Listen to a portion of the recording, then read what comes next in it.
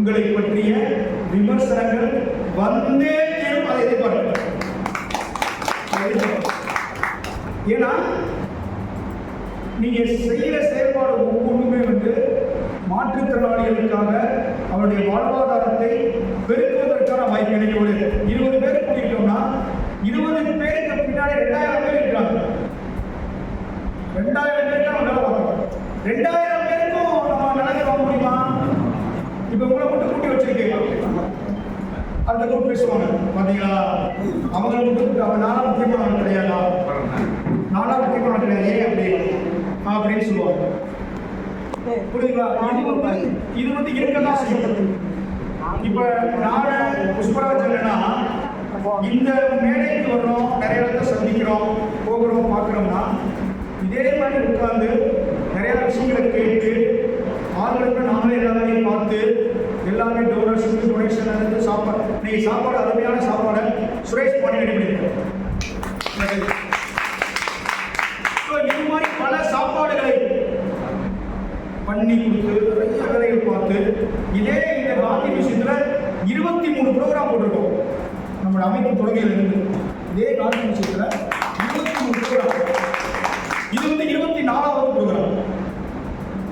சொல்ல புரியுங்களா? இந்த மாதிரி நிறைய விஷயங்கள் பண்ணிக்கிட்டே இருக்கோம். அதுல எவ்வளவு கஷ்டப்பட்டிருப்போம், எவ்வளவு மன உளைச்சல் அடைஞ்சிருப்போம், எவ்வளவு திடீர்னு ஹெல்ப் பண்ணாம போயிருப்பாங்க.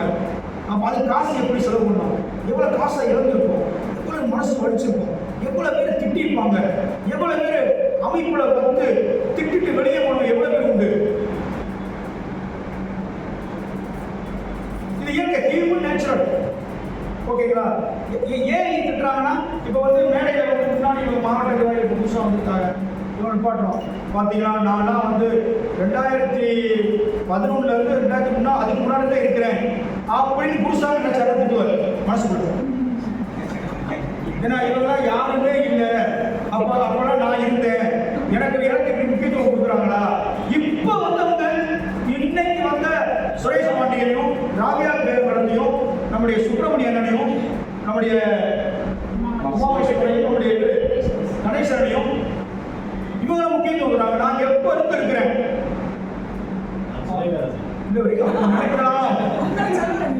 அப்படி நினைக்கலாம். ஆனா நீங்க செயல்பட இழந்த பொருளாதாரத்தை இழக்க வேணாம். நேரத்தை இழக்கும் போது நீங்க தாண்டி சுப்பிரமணியன் வந்து நம்ம எல்லாரும் பேசுறோம். அவர் சில நேரங்கள் வந்து அழகா பேசுவாங்க.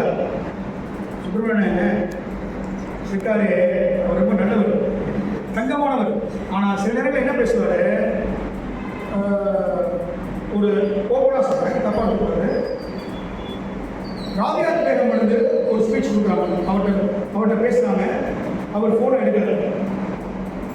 ஒரு சூழ்நிலை அவங்க என்ன பண்ணாங்க, ஒரு 5 நிமிஷத்துல நம்முடைய செயலாளர், தினசரி செயலாளர், தலைவர், பொருளாளர்கிட்ட பேசி அவங்க பேசுறாங்க.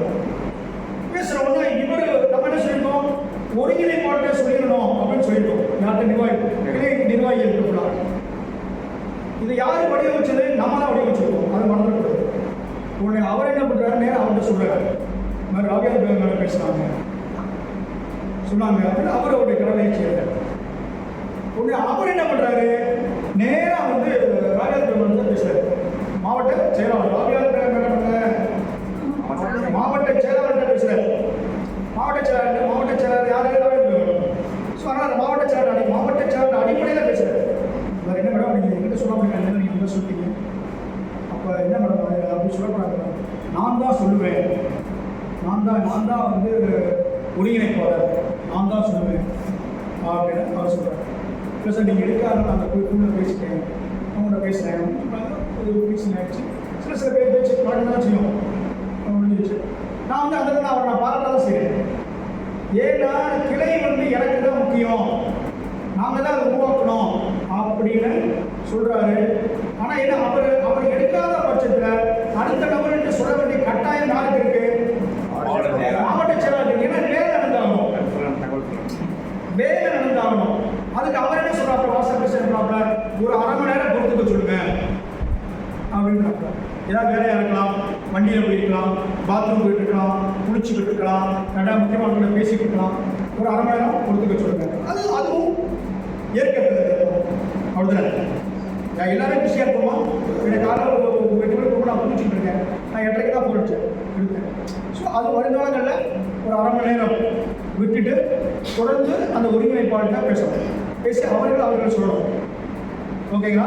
அந்த மாதிரி ஒரு இதை உருவாக்கணும். அவர் என்ன பண்ணார், சார் இப்படி அவங்க நேரடியாக பேசிட்டாங்க சார், அவங்க நேரடியாக பேசிட்டாங்க சார், பரவாயில்ல சார், இனிமேல் இந்த மாதிரி ஒரு அரை மணி நேரம் டைம் கொடுத்து வச்சுக்கோங்க, அதனால் நாங்கள் அதை படிக்கிறோம் சார், கொஞ்சம் பார்த்து வச்சுக்கோங்க சார். ஓகே, அது வரைக்கும் அருமையாக இருந்துச்சு ஸ்பீச். அடுத்த ஸ்பீச் இப்படிலாம் அவங்க பண்ணாங்கன்னா, ஏதாவது திருநெல்வேலியில் பிரச்சனையாக இருந்துச்சுன்னா நேரடியாக அவங்கள்ட்ட தான் சொல்லுவோம், நாங்கள் செய்ய மாட்டோம் அப்படின்ற. அதுதான் வந்து இன்னும் நிறைய நம்ம தான் வளர்க்கணும்னு நினைக்கிறோம். புரியுங்களா?